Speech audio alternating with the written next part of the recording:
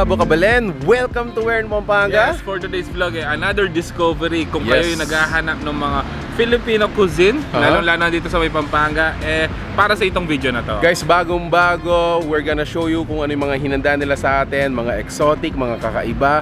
And at the same time, sabi nga ni Mark, mga Filipino dishes na talaga nang nagugustuhan natin. Guys, if you wanna know more, sabahan niyo po kami. So tara, let's go! Quick tour sa lugar natin. For me, napakagandang restaurant na to. Napaka-aliwalas, it's very refreshing. Nakapalibot tayo ng mga halaman. Feeling mo talaga really close to the nature. So parang native, traditional na mga restaurants. Like for example, guys, look at this. This is an old pole para sa nung mga mga electric old poles, mga ganito. Ito guys, Yun guys, if you are into these kinds of ambience, mga look and feel, grabe, this is an option for you guys. You can check this out. So I'm really excited kung ano yung mga isa-serve, at the same time ano yung mga lasa. So talagang sobrang excited ako. So yung Florencia, we want to make a restaurant na parang feel mong nasa bahay ka. Yes. We want it a homey style, kaya yung interior namin is very nature-inspired. Tapos sa Florencia, we want to parang focus and give highlight to authentic Filipino food. So yung food namin, we try to make it as authentic as possible. And that's what we want to give to our customers. Parang gusto namin na mas ma-appreciate nila yung Filipino food. So one of our best sellers is yung sa gulay namin is itong pinakbet. So our pinakbet is served with either daing or bagnet. Tapos what makes it special is that dito sa amin, we make our own shrimp paste. From the name itself, kurang-kurangan, luto-lutoan, ninangan, which is grill. So may mga sinaserve din kaming pork barbecue, chicken barbecue and all. One of our specialty is kambing. As of now, we have 4 sa menu, yung caldereta, chevon rendang, which is a sweeter version of Malaysian rendang, and then sinigang kambing, and then yung kampukan. So kampukan is para siyang papaitan na mas tuyo. No? Tapos of course yung sisig. So we want to serve yung sisig na matanda, yung vinegar lang, walang toyo, walang butter, walang mayo. So we want it authentic as possible.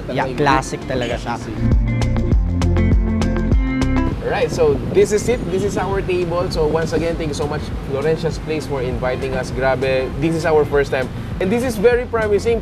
Feeling ko, dadayuhin to ng mga maraming tao din. Yes. Because again, number 1, ambience.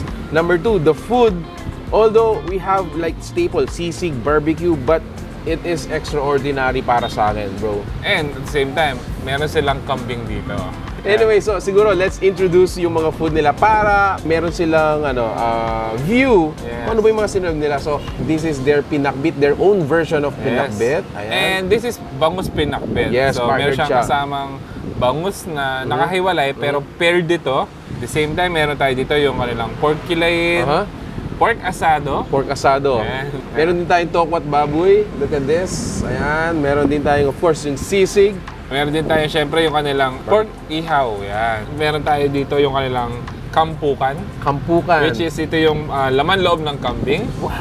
Sinigang na kambing, kalderetang kambing, and ito yung kanilang chevron rendang. Which is ito yung parang ginataang kambing. So Parang Filipino Filipino version na to ng ginataan.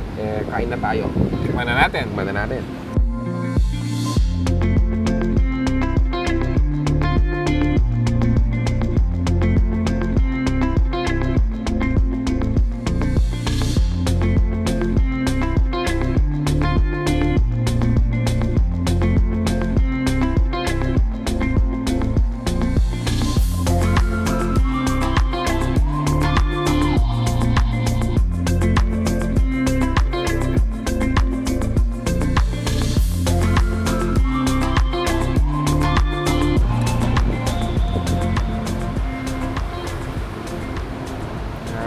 This is best for mga pulutan feeling ko.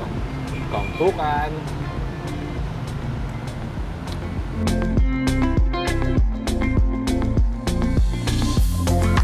So yun guys, no?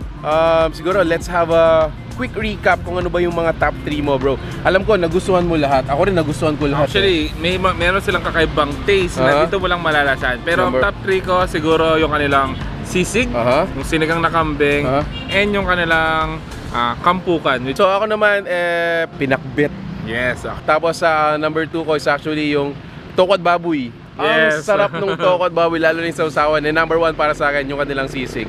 So, there you have it guys. Kung wala po kayong idea kung anong orderin nyo when you go here, check out the menu na sinerve po nila sa amin dito. You might wanna try them. Yes, so Florencia's Place is located dito sa may Barangay Malpitic.